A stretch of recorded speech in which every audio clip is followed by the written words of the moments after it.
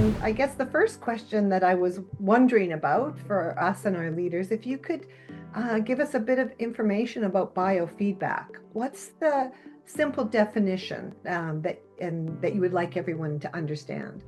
So biofeedback is kind of like you're measuring your heart rate, your pulse rate, your breathing, and they show you a video of beautiful flowers and gardens and maybe balloons just gently rising in the air. So when you see that, you feel good. Your breathing slows down, your heart rate slows down, your brainwave activity slows down, and you feel calmer. And that's wonderful. So, if we just simplify it, what does it look like if somebody has absolutely no experience and they come into you and they would be interested in finding out what the next steps look like? So I'll listen to their voice as they share this or whatever's going on in their family, maybe some trauma or abuse or whatever it may be. And I will voice map out what emotional imprints I'm picking up in their voice.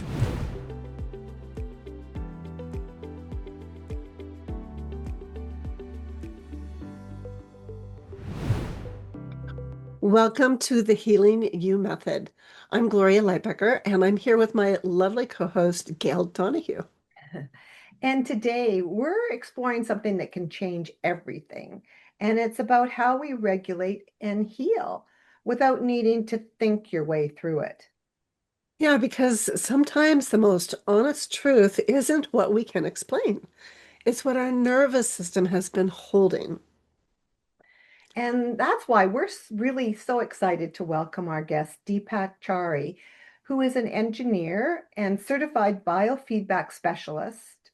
He works with Advanced Voice Biofeedback Technology to help people identify and release hidden emotional blocks from stress, anxiety, past emotional experiences. It sounds fascinating. Yes, so we're going to get to break down the voice biofeedback into really simple terms and explore how the voice can reveal those subconscious patterns and what becomes possible when those patterns begin to unwind to develop more calm, confidence, clarity, and freedom. Yeah. So let's just begin. Let's jump in. And I guess the first question that I was wondering about for us and our leaders, if you could give us a bit of information about biofeedback. What's the simple definition that you would like everyone to understand? Well, absolutely. So we're familiar with people are generally familiar with biofeedback, back from the 70s, 80s, 90s, 2000s, and that kind of kind of thing. So biofeedback is kind of like you're measuring your heart rate, your pulse rate, your breathing, and different aspects of your body, visuals like that. And so what happens is, let's say you're stressed out and you go to some biofeedback center and they show you a video of beautiful flowers and gardens and maybe balloons just gently rising in the air. Well, in the beginning, your heart rate, pulse rate is really sped up because of somebody cutting you off in the road, or maybe you broke up a relationship, or some relationship broke up, or you got fired from your job, or whatever. So when you see that, you feel good. Your breathing slows down, your heart rate slows down, your brainwave activity slows down, and you feel calmer. And that's wonderful. So then what happens is you leave the office and some other person cuts you off abruptly. That was so unfair, wasn't it? And then you said, what the heck? What are these people doing? Oh, I'm going to chase them down. Well, wait a minute. You just had a biofeedback session. What happened here? Well, it was good for the moment, but for that situation. But then the world is always adapting. So, I mean, the biofeedback is very wonderful. What I'm doing is what I call an advanced form of biofeedback, more specifically, advanced voice biofeedback, which I feel is the next quantum generation, almost like Star Trek generation of where that original biofeedback was. And I put it in that category, but it's actually even to another level. It's called advanced biocommunication, two-way communication. So basically, I'm communicating with the person's subconscious directly through their voice, because your voice, I've found, is the most accurate reflection of how you see the world, perceive the world, and react to the world. And by actually using computer technology and voice analysis, I can create what are called computerized voice maps that show the like an emotional heat pattern of what those intensity of those emotions are and what those are and what the intensity is. So I can literally map it out. And then most importantly, I can send frequencies and harmonics and other advanced technologies to the person, and this is all done remotely, to release those limiting patterns no matter how long they've had them, going to the root cause of what they're experiencing versus in the moment, like the example I gave, in all areas of their life. So let's slow that all down just a tad because that sounds absolutely fascinating and um, can also sound a little bewildering. So if we just simplify it, what does it look like if somebody has absolutely no experience and they come into you and they would be interested in finding out what the next steps look like? Absolutely. I explained it just now from a technical angle, my angle, Yeah. but for the person coming to see me, or actually we'd be doing it virtually, I'll simply say to them, tell me what's bothering you, what's harboring you, what's Okay. challenging you. Well, and 99% of my clients happen to be women. I see men equally, but that's just how it's turning out, unless they bring the men in. But they'll say to me, well, Deepak, I just had this breakup in this relationship and I don't understand why it happened, or I was fired from this job, so I'll listen to their voice as they share this, or whatever's going on in their family, maybe some trauma or abuse or whatever it may be. And I will voice map out what emotional imprints I'm picking up in their voice. And then I will then share with them, well, yes, I noticed I picked up this and this. And I will say, go ahead and close your eyes, place your hand on this technology, think about the challenging situation that you unfortunately had to go through, and just feel the emotions of that. They don't even have to say anything Mm. during that time. And then I start sending these frequencies, which start taking down that anxiety, stress, frustration, upset, whatever it is, in a systematic way. And even if they've had it for many years, 10 years, 20 years, 30 years, in Mhm. a fraction of that time, we can release that imprint, that pattern. So how are the frequencies emitted or how are they received by the person? So I'm listening to their voice, which is I found the most accurate reflection of whatever's going on in their subconscious, even things that they don't even know are there. Yeah. So by having them talk in samples of maybe 10 or 15 seconds about the challenging situation, I Hmm. can map out what's going on in their life. And then I'll structure the session unique for them, customized specifically for them for that issue that's going on. And we're basically taking it down step by step, that level of upset or frustration or whatever Right. happened in their life. So it's Well, done in a very systematic way by me sending them frequencies as they think about the situation. so Um, do they have I've been to biofeedbacks where they put something around your wrist or they put correct. something. So that's what Oh, I'm asking. oh, that's How what you're do asking. they Okay. receive the How is frequencies it set back? up in the session? Okay, got it. I see what you're saying versus the actual what I'm doing. So what happens in a session when people are working with me remotely is they'll have a headset with a swing down mic. Okay. There's no wires or anything Okay. on their body at all. And there's a technology they place their hand on. And that's Okay. what measures for me their pulse rate, the skin temperature, and other aspects of them. Okay. So I'm not, and even whatever they're feeling in that moment. So then I'll have them close their eyes while their hand is on that technology, share with me what's going on. I'll know what frequencies and harmonics to send to them based on my experience. And I'll have them close their eyes, place their hand on that technology, think of the challenging situations as I send those frequencies. I'll also add music in there for support as well. And in 2 to 3 minute blocks at a time, a sessions in 1 hour at a time, I will decrease whatever that challenging issue is within them step by step. Let's say on a scale of 1 to 10, it was a 10, okay? So I'll do a round, that's called a round, a couple of minutes at a time, and it might lower it to a 7. And we keep going, going, going in that session till we get it down to a lower number. If it's a very heavy issue, it might take a couple sessions, but it's still a fraction of the time that it took them to have it in the first place. Mm, Yeah. that's interesting. And Yeah. so thank you for sharing all the information about the technology and how you do it and the instruments you use. I was curious about like, was there a moment where you realized, oh, the voice and analyzing the voice is this doorway to healing? Like, can you tell us a little bit more of your story and your journey to get Yes, where you are now? yes. My journey started out with being tormented by being bullied. Mm. Basically, I was kind of a bookworm, and I really didn't fit into any group at that time when I was a kid. So from the age of 7, 8, I was, bullied around, so to speak, and so I was always hiding away, escaping, and my escape was the library. So I would Mm. hide out in aisles, basically going from one aisle to another till it was safe. And while I was hiding out there most of the time, I said, well, I got to do something while I'm here, I guess. So I grab books from the shelf. And at the time, 7, 8, 9 years old, I didn't know what those books are, but those books happen to be actually on the law of attraction. As a man thinketh, think and grow rich, how to win friends and influence people, all kinds of other books like that. So I didn't realize what I was doing is programming myself to think in a positive way because I was trying to do anything to boost my self-confidence, which was zero.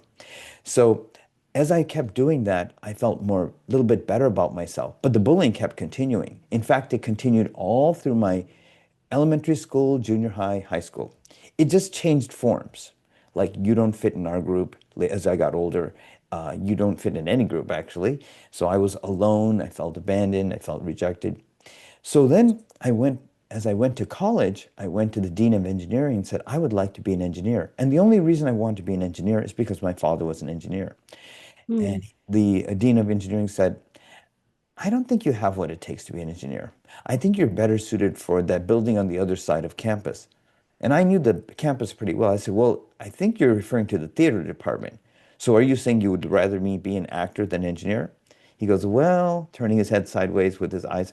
Then I said, oh, I said, I'm going to show you. I'm going to be the best engineer. You can't hold me back. And, I was about 18, 19 years old at the time, rebellious. So I did that. So that's why I got my engineering. And I even went further with the master's degree. But the bullying kept continuing. In other words, I drew narcissistic, condescending, manipulative, Mm. controlling, negative people in my life over and over again. Friends, relationships, professors, bosses, supervisors. And even if I'd leave those jobs and relationships, I kept drawing them. They look totally different, different personality, but the same pattern. I go, gosh, this is never ending. Will this ever end? And this, I'm leading to how I got into this. So my sister and I decided to form the Chari Center of Health. Chari is our last name. The reason we formed it is because our dad, at the age of only 51, died of a massive heart attack. And I gave him Mm. all the right medications, pharmaceuticals that I was told to give him Yeah. for his blood pressure. But suddenly he died. So my mom was left a widow with two young teenage kids. So my sister and I said to each other, why did this happen? How did this happen? And how can we prevent this from happening to anyone else? So fast forward, my sister and I partnered together to form the Chari Center of Health so we could do a natural approach to healing people because my sister decided to go into medicine as a medical doctor, but practice natural medicine, which no one did in those days. This was back in 1999 in San Diego. So I was managing the business as I worked as an engineer because I showed that professor, right? But I saw the people she was healing and I go, you know what? This is more inspiring to me than this engineering work, improving a productivity and efficiency in all these companies. I would like to do healing work. But guess what? I didn't have a medical degree. So remember I read those books on the law of attraction I talked about when I was a kid? This all Yeah. connects. Yeah. So I said, universe, can you somehow help me to Mm. heal people in some way in the center I'm managing so I can even heal people myself with this engineering degree? And I just left it like that and forgot all about it. 2 weeks later, some friends came up to me and said, Deepak, this guy's going to be speaking in Santa Monica, California, about how your voice reflects your emotions, especially your limiting emotions, and how, most importantly, certain frequencies can be sent to you to release those patterns in a quick, easy way, regardless of how long you've had them. So I go, okay, that sounds interesting. I didn't connect the dots that I had put that intention. So I went to the presentation, and then all these light bulbs went on, like, wait a minute. I've had this bullying problem my whole life. Could this help with that? But most Mm. importantly, hey, this is something, it's technical, I can do maybe at our center. So I went to him and I said, I would like to apprentice and learn this.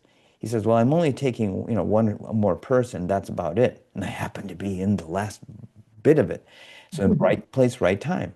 So again, law of attraction, all that kind of thing. So I learned everything from him. He monitored me working on people with all kinds of emotional issues, clearing them. He goes, I think you got it. And then I said, I wonder what I can do with this engineering degree. Can I improve? Because I was improving efficiency and productivity in all these companies. Can I do that with what he taught me? So I Mm. improvised things, sped up things, streamlined it and made it faster. And I created my own version of what he taught me. And that's what I called my life transformation technology program because I saw it transform so many other people's lives. So before I saw a single person at our center, I said, let me work on myself. Is this Mm. like a program like from the Matrix? Remember Neo and Yeah. Morpheus? Is that bullying pattern? It didn't seem like it, but is it? So I worked on myself with the same technique that I created, and I was able to clear it because all those horrible people in my life that I had over and over again, right? Suddenly they said, Deepak, I don't want to be around you anymore. Now, at first I thought, oh my God, I'm losing these horrible people. I thought it's better to have horrible people than nobody. But guess what? They did disappear. But suddenly, all these wonderful, nurturing, loving, caring, supportive people came into my life. Mm. I had no concept of even what that was. And Mm. why I share that with your listeners and viewers is that even if you had no concept of what a loving, nurturing, compassionate, caring relationship is, both friendship, relationship, boss, you can have it. You can have it because it was a program or a matrix program I thought that I was dealt. And so Mm. I cleared it. So that's how I got on my journey of doing this work with the voice, because that's what he used at the time. So, and it literally changed my life and hundreds and thousands of others all over the US and world as I worked on it remotely. Wow, that's quite the story. That's so interesting. Yeah. Yeah. Yeah. Do So, you, oh, go ahead. okay. I was wondering, in the work that you've been doing, do you see two or three commonalities of emotions in people that are dealing with chronic stress or chronic anxiety? Yeah, very common. You're right. Low self-confidence, low self-esteem, low self-worth. And the majority of my clients happen to be women so far. And the most common thing they say is, Deepak, I feel I'm not seen, heard, acknowledged, appreciated, valued, understood, no matter what I say. And you know a common thing that happens to me? I said, what? I'll be speaking to someone for like 20 minutes, half hour, passionate about something I want to do or something I'd like to, maybe share with the company or other colleagues. And after 20 minutes or so, they'll say, excuse me, were you saying something to me just a minute ago? Mm. I'm like, yeah, I was talking to you for like half an hour, remember? Oh, okay, I thought you were saying something. And this brings up an important point, not feeling seen and heard, right? Well, guess what? This goes back to the science of this work. Mm. Imagine let's just say we have 60 trillion cells in our body. There could be more, maybe slightly less, but around there. Imagine every cell in our body has a keyboard of 12 keys, 12 notes.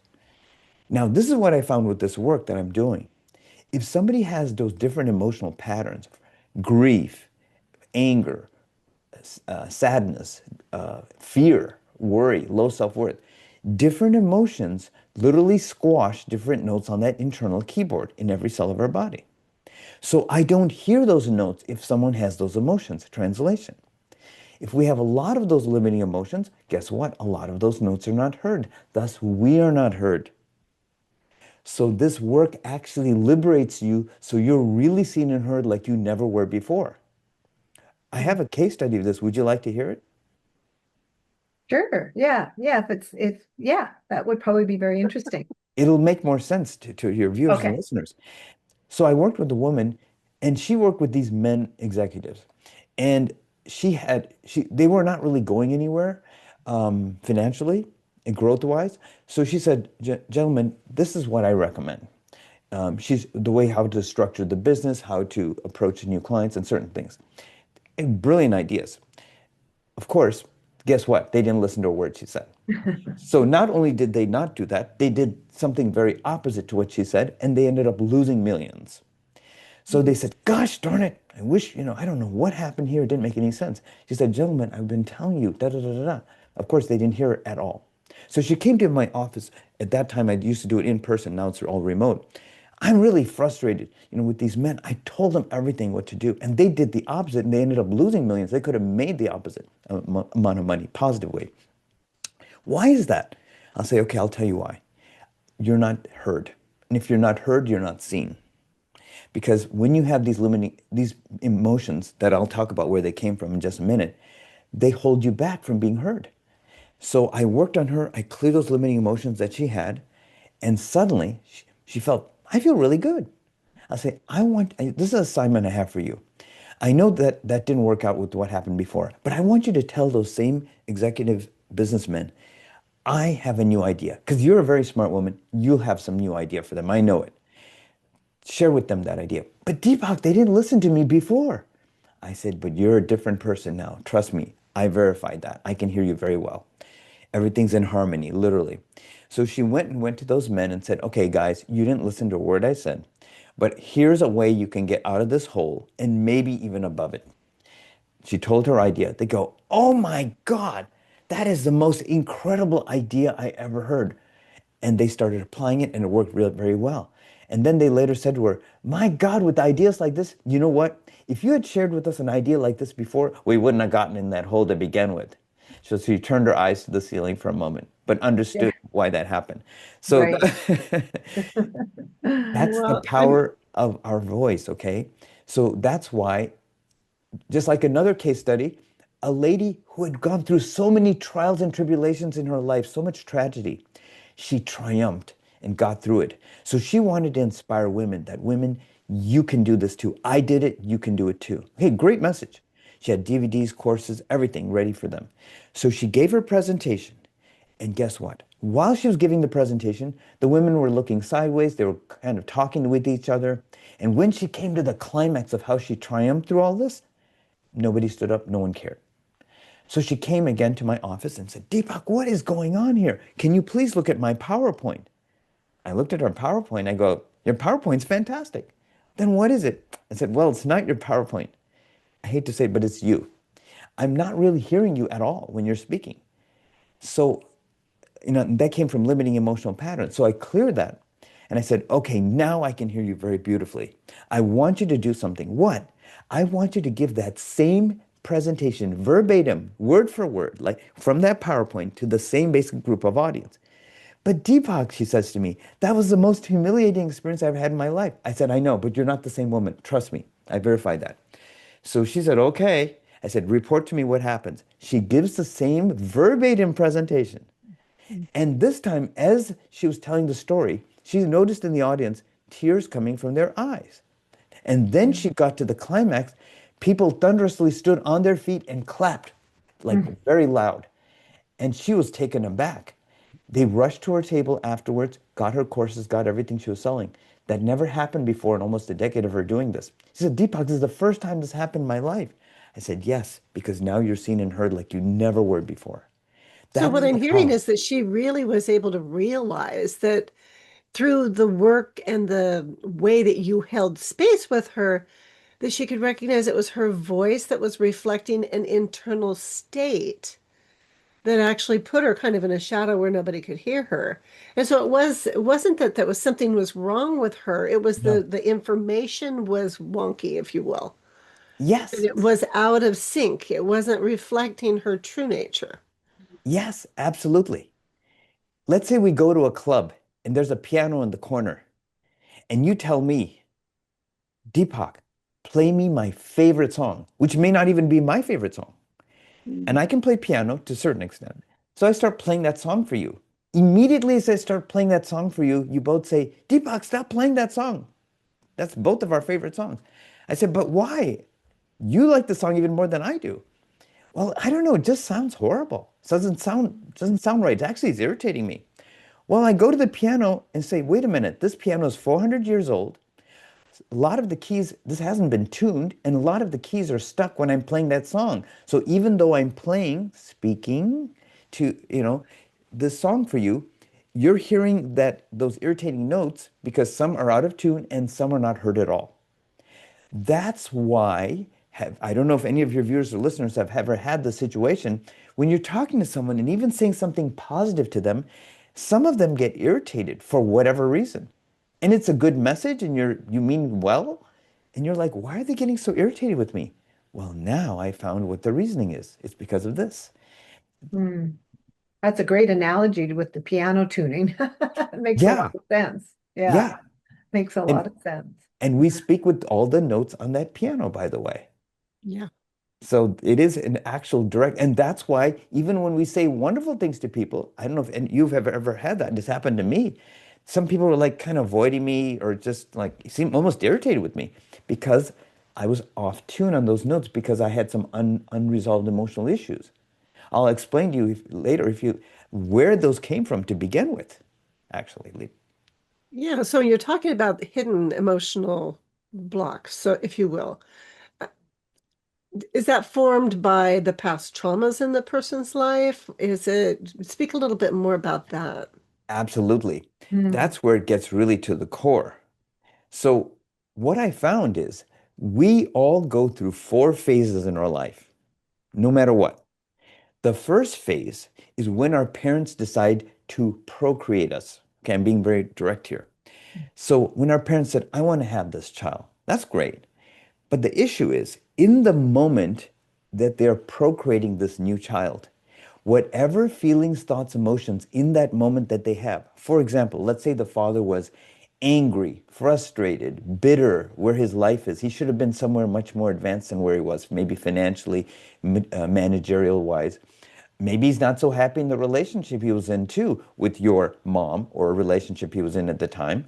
And he's just kind of tolerating it. Um, and maybe he had past traumas to begin also from his childhood.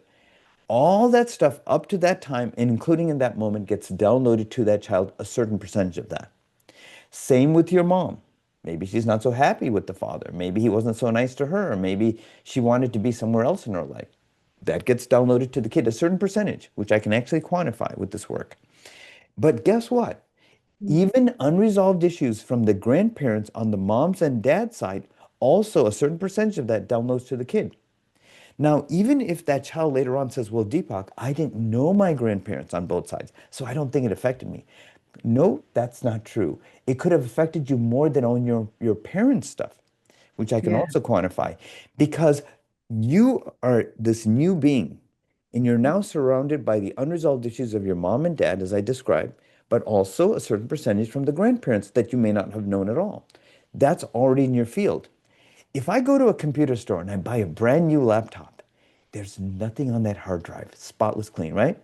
That's us, except for the unresolved issues of mom, dad, and the grandparents. So that's phase one. So then there's phase two. What is phase two? Phase two is you're in your mom's womb for 9 months, incubating, but also incubating every thought, feeling, and emotion your mom is having in real time direct. But what if your mom was having fights with your dad, or they're thinking of getting a divorce or breaking up? You are right in the middle between them. Hey, I can hear you guys fighting. By the way, I know you don't know that. And boom, boom, boom, boom, boom. Yes, you pick all that up. So that leads to phase three. What's phase three? Now you're born. You already had two phases in your born.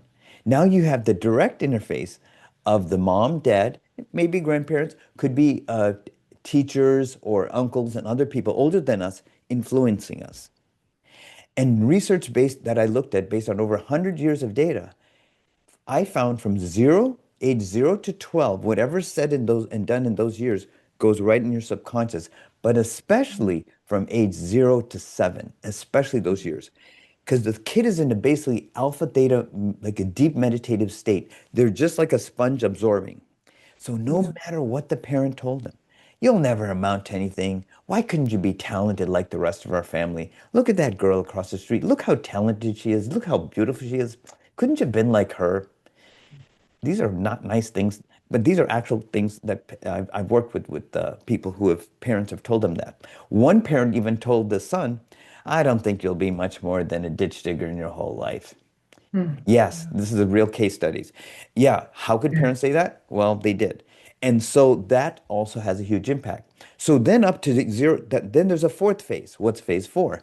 Phase 4 is when you take the phase 1, 2, and 3, which I just discussed, into your own life, and now you create those same patterns into your own life and then into your kids' lives, and then your kids do the same thing. And this is like Groundhog Day repeating over and over again. Yeah. So So what I'm this, hearing is you're really working directly with the subconscious, which yeah, most people are unconscious of at any of those levels of consciousness that you've just spoken about. Yeah. And so there's a completely lot of unconscious of it. a lot of ancestral patterns that Yes, Gail and I both do work a lot extensively with Yeah. that. So that all of the imprints from those frequencies of life that most people are just completely oblivious to. So they're able to come to you and you're able to quantify, as you say, how these imprints, these frequencies have impacted their experience of life. So what's one of the things that you've noticed? What changes when someone actually releases what they've been carrying from that family line? What's one that's of a the great first things they notice? that's a great question. First of all, they'll feel like a huge burden was lifted off. They say, I feel, Uh, this is the most common thing they say, Deepak, I feel a lot lighter. oh I feel yeah. a lot more grounded. I Mhm. somehow feel, and many of them said, I feel happier for no reason. I was like, nothing Mm, actually happened, but mm, to make me happy, but I just feel happier for no reason. I can think more clearly. And guess what? I found out they ended up making better decisions, which lead to better results. As mm, Tony Robbins said, it's in your moments of decision that your destiny is shaped. So, Mhm. following that train of thought, if our decisions are coming from an unresourceful place, or upset, or angry, or uncompromised when we made the decision, it 99% of the time does not go well where that leads to. And then that leads to something else. So, that completely shifts the way they think as far as that. Um, I also noticed they start drawing better things in their life, the law of attraction. Like I started drawing wonderful, loving, nurturing people. I wasn't doing anything differently. I just cleared that pattern. And then they notice people are acting nicer with them than they did before. And without them realizing, they're even acting nicer with people that they unconsciously were not acting nice with before. So So I want to just I want to pause there and yeah, I go want to ahead. acknowledge that you're saying, "Oh, I'm not doing anything different." And yet what you're really talking about here is something that is typically invisible to most people. Yeah. So I'm imagining that when there's been the release of these generational imprints, that they're actually having micro expressions that are quite vastly different than they would have been. And there's these subtle shifts energetically that are very subtle yet very profound that actually starts to invite a different swell of information and energy that comes back to them. And then, like they said, oh, I just feel lighter. Well, right there, energetically, there's a shift.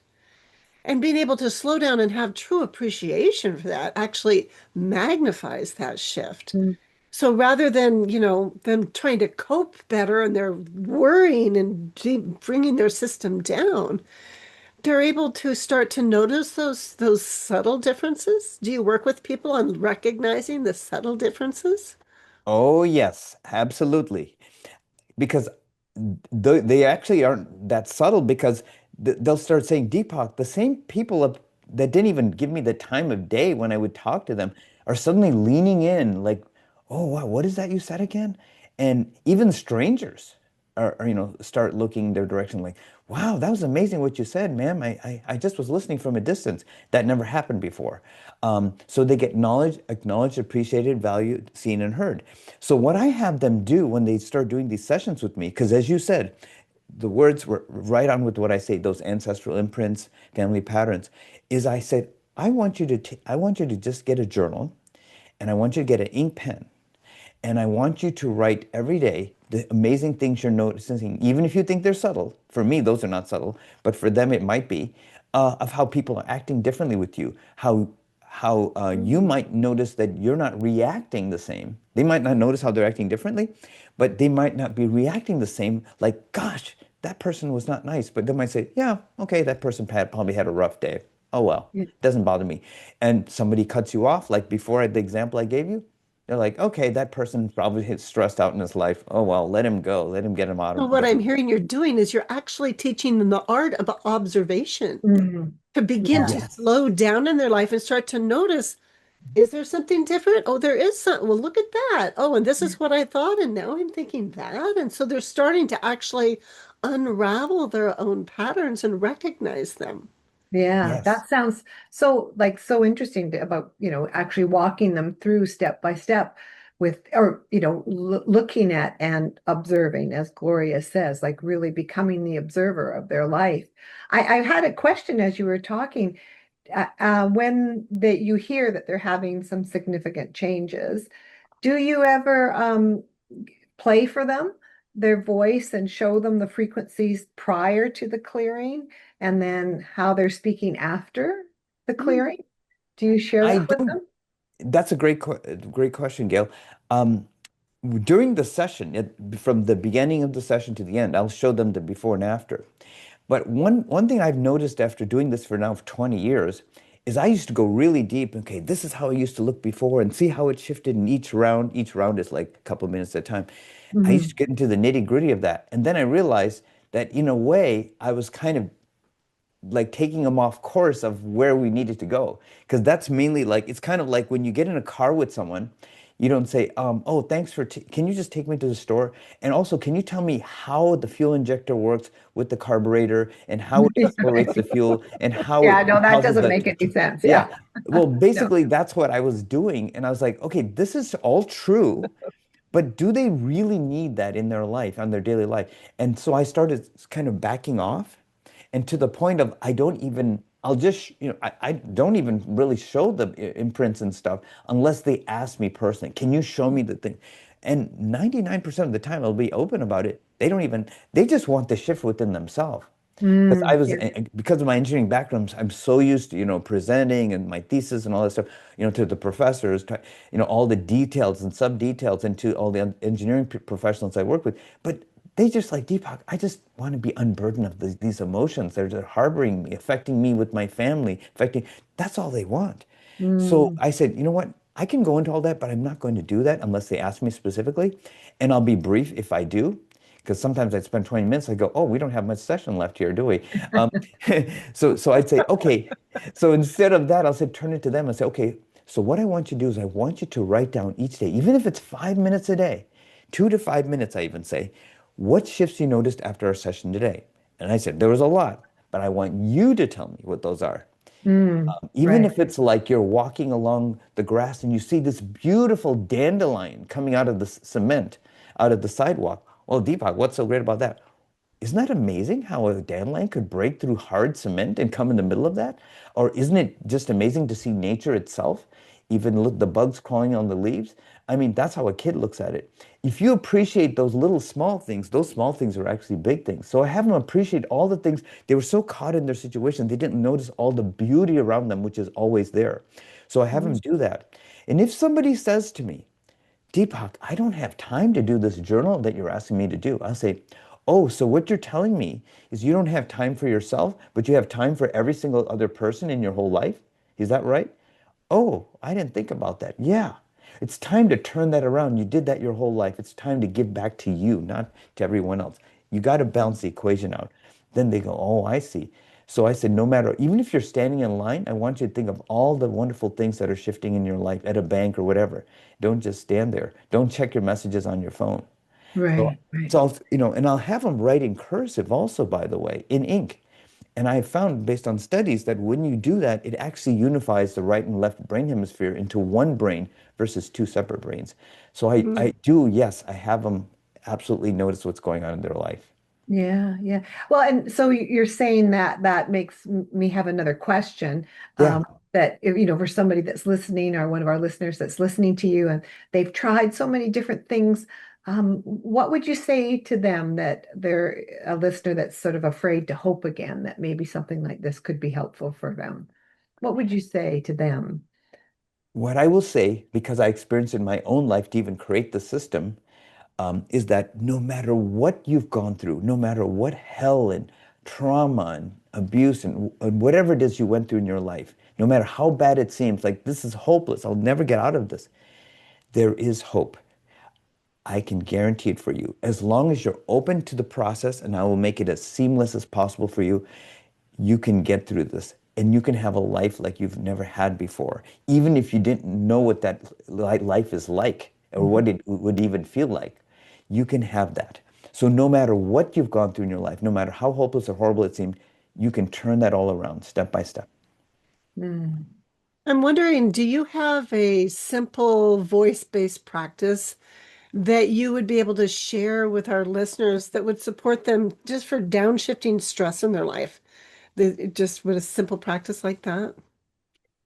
When I'm working with clients remotely, one of the exercises, besides the journaling I have them do, is I'll tell them, I want you to pick a song that you really inspires you, Oh, a vocal song. They'll say, and some will say, oh, yeah, this is a song I like, but I'd never want to sing that to anybody. I say, oh, okay, that's the song I want you to pick. I want you to look up the lyrics for that song. And they'll be like, oh, are you sure? I say, yeah, find the lyrics for that song. And I want you to sing that to yourself, not in front of any others. This is specifically for you. Find a private place, even if it's your car or bathroom. I want you to get the lyrics, print them out, and I want you to sing that song to yourself.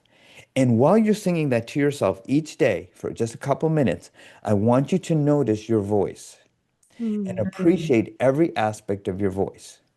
Because when every session I do with them, their voice will definitely improve. Because I've worked with a lot of top singers, actors, authors, speakers, besides, regular people, other people. And they already have their coaches. So I'm not here to mm, compete with them because but I'll get results that their coaches even couldn't get with them because they might do different diaphragmatic techniques, but even that doesn't help because the emotions still squash the notes as I discussed Mm. earlier in our show today. So yeah. I will have them notice their voice each day as, we do one session a week. So as every day goes by. And when they notice their voice, what are they doing? They're appreciating and acknowledging themselves. They Yeah. were always doing that for others. You're so wonderful, you're so this, but they never said that about themselves.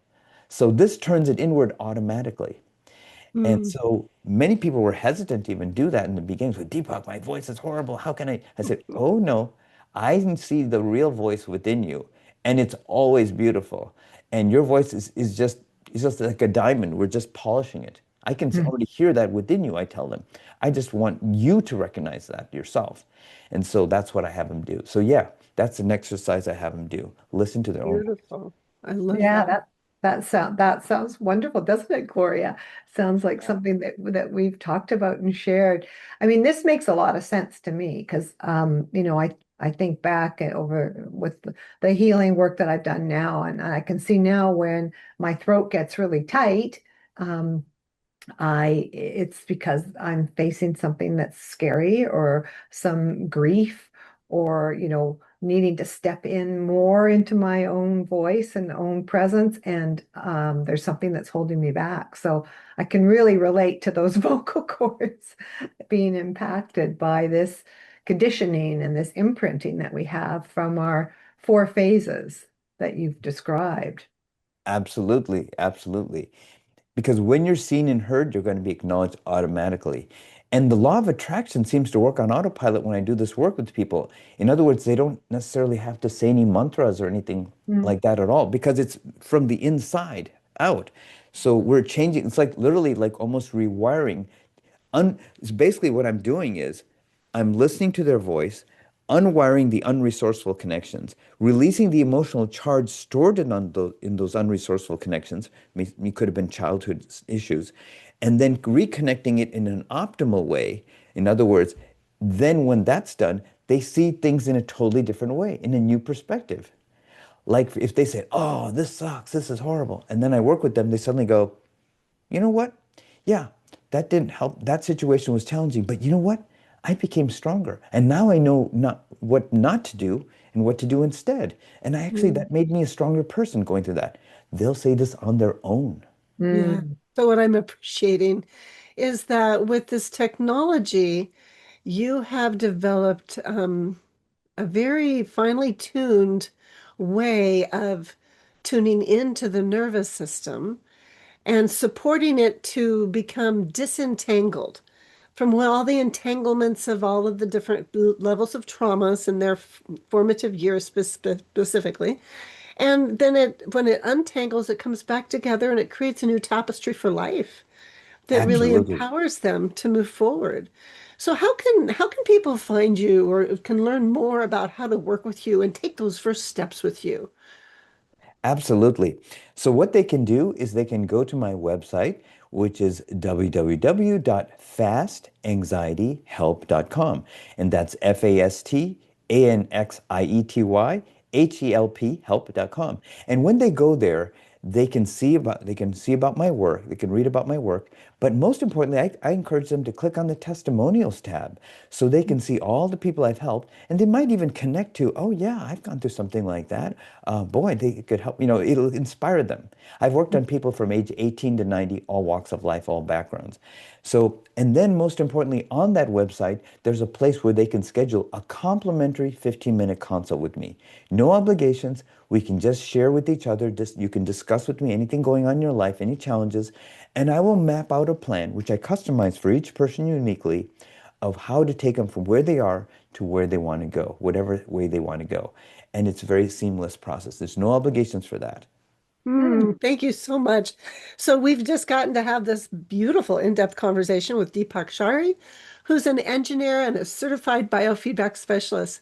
And he has shared how the voice can carry the subtle imprint of stress, anxiety, and past emotional experiences, and also how it can become a doorway back to calm, confidence, and to clarity. Yeah. Yeah. And what I love about what we've heard today is how practical it is. And you don't have to spend hours and hours trying to figure it all out in your head. There's this a tool and a system to help your nervous system to shift through and clear, as Deepak's word that he used, Mhm. clear these old patterns, this old history, this old imprinting, and shift your life into places that you want to go and be with that calm, confidence, and clarity. And it sounds like Yeah. it's very gentle, the process. Yes, Yeah. it's a very smooth process. And what I like about it is so eloquent. So, for example, if I'm doing a session, even if the person says, Deepak, just send it all to me, whatever I need, I will say, let me ask your subconscious what it's ready to receive. Mm, Because they might say, send me 10 frequencies. If I need them, just send them. I'll say, well, let me ask your subconscious. Why? Your subconscious is running 99% of the show. Your conscious mind, I got to get these things on the grocery list. Oh, I forgot about that. Well, yeah. thank God our subconscious doesn't because it runs our heart and all our organs. We can't forget about running those. But it also keeps every thought, feeling, and emotion we had in our whole life. So to I'll ask them to just, cool, to just, okay, I kind of lost my thought here, but basically, I'll ask them to focus inward, and so they don't get caught into the details of that. But when I send the frequencies, this is the key.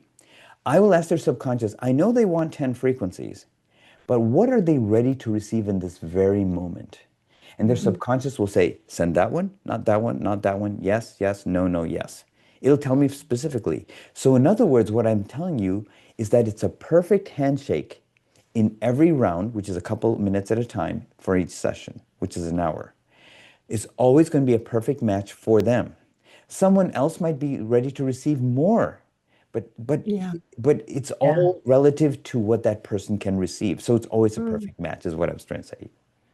Yeah, I love how you're really making sure that you are really focusing on the one that you're working with. Every person's unique with their whole Mhm. nervous system, and you're really taking care of that. And that really leads us beautifully to be able to introduce our next episode, which is Gail. Yeah. Well, yeah. Well, it was interesting as Deepak was just giving us that last example. This, it's looking at trust as a practice, like Yeah. getting to know your nervous system, like as you've never been able to know it before, and that you're really getting that, building that trust so that your nervous system will start to believe you because you're going to be starting to trust it. Yeah. Yeah, so we're going to really be looking at different conversations that are really natural to notice. Like, well, my mind wants to trust, but my body still braces, you know? Yeah. So, Yeah, yeah. And so in the next episode, it's just going to be Gloria and I. So the two of us as two trauma-informed coaches exploring how trust isn't something you just say with a word or that you force through positive thinking. No, it's a practice. It's a practice that you experience through your body, through those tiny, consistent movements of safety, through regulation and through honest boundaries, through actually creating that repair within. Yeah, yeah. And we'll look at sharing what trust looks like in real life when you've been part of, well, stress or Mhm. heartbreak, and how to work with that part of yourself that is still protecting you, and and then working with how to build trust with that without overriding yourself with, just making yourself do it. Yeah, so if your nervous system doesn't believe you yet, you're invited to slow down and begin again with gentleness. We're so glad you've been with us today, here today. And so until next time, we invite you to take a breath, tune inward, and remember that all healing is relational.